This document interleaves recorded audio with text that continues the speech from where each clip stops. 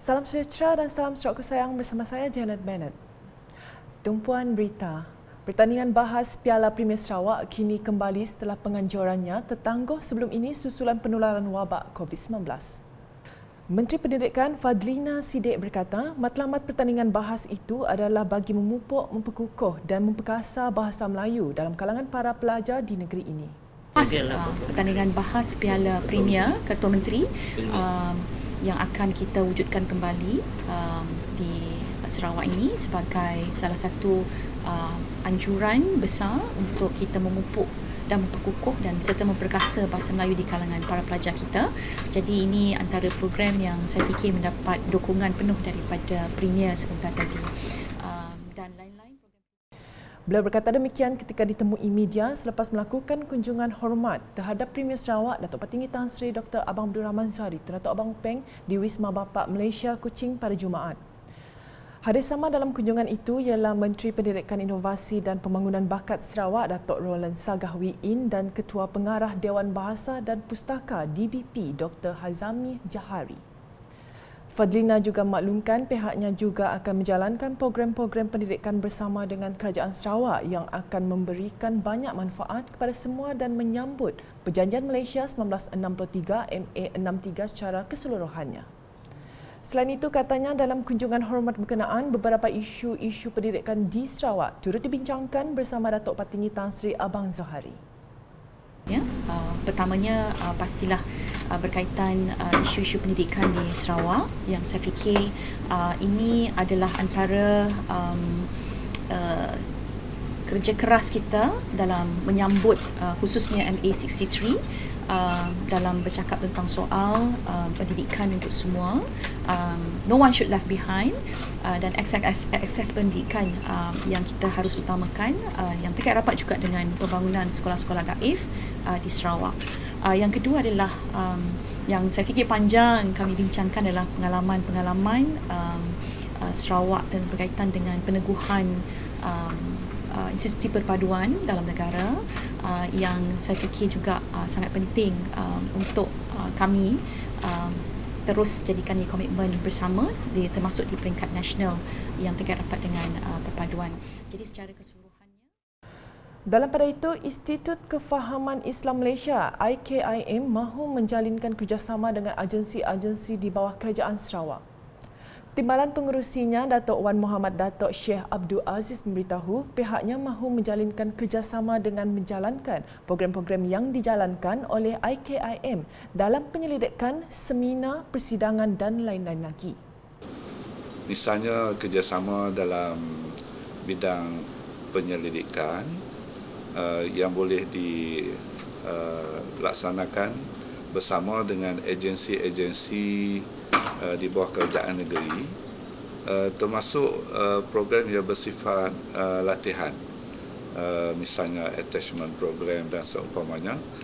Dan kami sangat teruja kerana kami dapati program-program seumpama ini pihak Kerajaan Sarawak telah jauh ke depan, termasuk kerjasama dengan pihak di luar negara.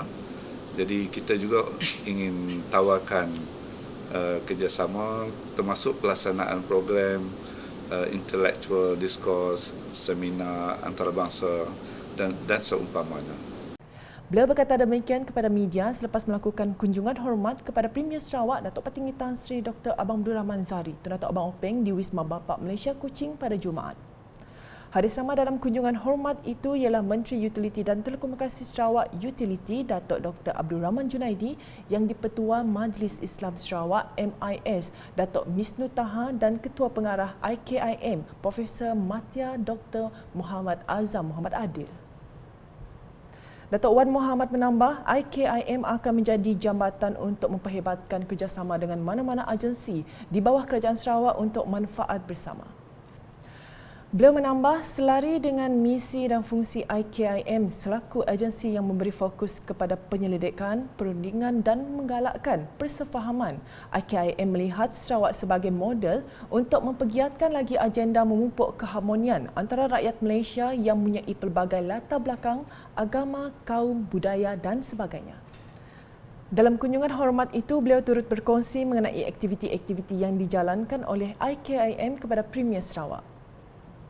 Beralih ke laporan berikutnya, Timbalan Premier Sarawak Dato' Ahmad Douglas juga embas optimis Jabatan Kerja Raya JKR Sarawak mampu melaksanakan projek persekutuan yang melibatkan kos di bawah RM50 juta. Menurutnya, beliau telah memberi jaminan kepada Perdana Menteri Datuk Seri Anwar Ibrahim semasa lawatan ke Kuching baru-baru ini bahawa JKR Sarawak mempunyai pengalaman luas dalam melaksanakan projek berskala besar. Perdana Menteri pada awal bulan ini telah mengumumkan Sarawak dan Sabah dibenarkan untuk melaksanakan projek di bawah RM50 juta tanpa perlu merujuk kepada Putrajaya. Autonomi ini secara langsung menghapuskan birokrasi dan kelewatan projek. Beliau berkata demikian semasa menghadiri taklimat JKR mengenai kemajuan pelaksanaan projek khususnya di bahagian kapit di Ibu Pejabat JKR Wisma Sebekas Kuching pada Jumaat. Taklimat disampaikan Pengarah JKR Sarawak Irsinia T.S. Richard Tajan. Sebelum itu, Dato' Ahmad Douglas menyempurnakan majlis perasmian pejabat Direktorat JKR Sarawak yang juga di Wisma Sebekas. Dalam pada itu, Dato' Ahmad Douglas yang juga Menteri Infrastruktur dan Pembangunan Pelabuhan menggesa untuk menilai prosedur operasi standard SOP, sistem tenaga kerja dan langkah pelaksanaan bagi memastikan setiap projek dapat dilaksanakan dengan baik.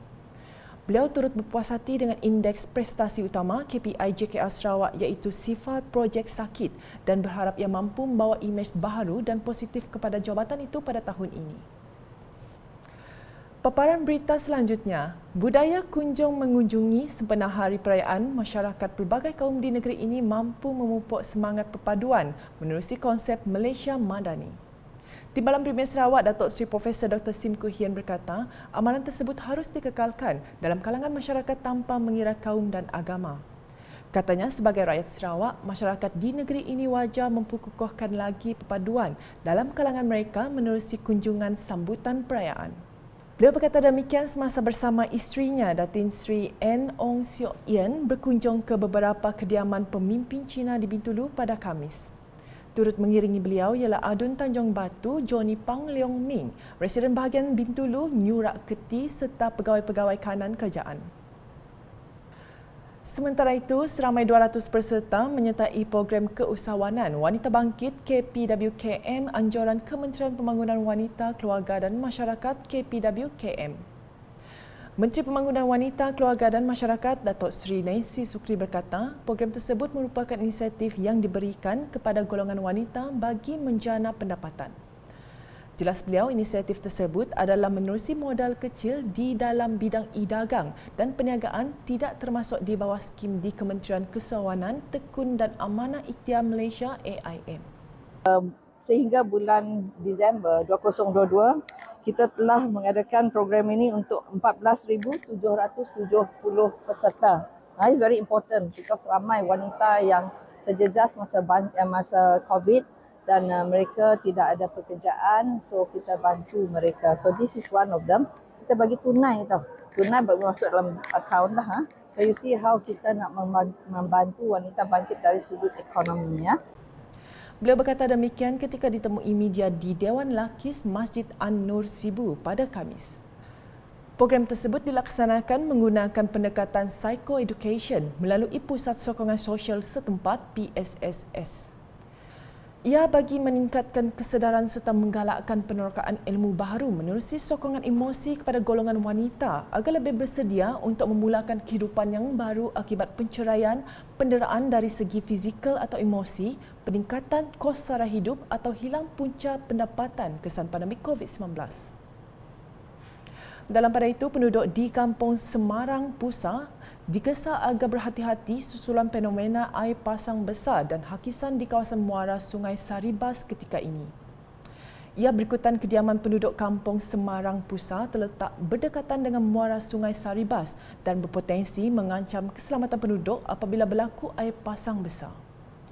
Ia sekaligus mendatangkan kebimbangan penduduk di kawasan tersebut kerana fenomena air pasang besar boleh memusnahkan harta benda, rumah dan menyebabkan kemalangan jiwa. Tinjauan Unit Komunikasi Awam Sarawak UKAS pada Khamis mendapati terdapat beberapa kawasan di kampung ini berisiko, terutama rumah yang berhampiran dengan muara sungai. Selain itu, terdapat juga tanaman serta kebun yang musnah dan dimasuki air pasang besar serta kerosakan jalan utama Kampung Semarang Pusat. Sekian edisi malam bersama saya, Janet Bennett. Berita lebih lanjut boleh didapati di semua platform media sosial UKAS termasuk portal ukas.sarawak.gov.my dan UKAS channel di YouTube. #Menyebab Fakta, salam UKAS.